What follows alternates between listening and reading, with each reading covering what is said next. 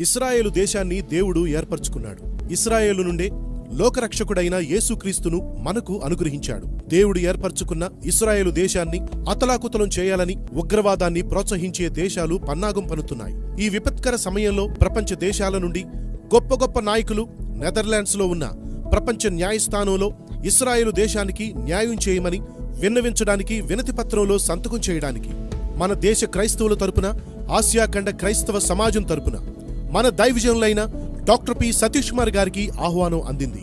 ప్రపంచ నాయకులతో కలిసి ఇశ్రాయేలు దేశ క్షేమం కోసం ప్రపంచ న్యాయస్థానం ఎదుట మన దైవజనులు డాక్టర్ పి. సతీష్ కుమార్ గారికి వినతి పత్రంలో సంతకం చేయడానికి, ఇశ్రాయేలు అంబాసిడర్తో పాటు కలిసి సమర్పించడానికి మన దైవజనులకు ప్రముఖ పాత్ర వహించే ధన్యతనిచ్చిన దేవునికే మహిమ కలుగునుగాక. ఇశ్రాయేలు దేశానికి క్షేమము కలుగునుగాక. ఇశ్రాయేలు, నిన్ను ప్రేమించువారు, నీ కొరకు ప్రార్థించువారు ధన్యులు.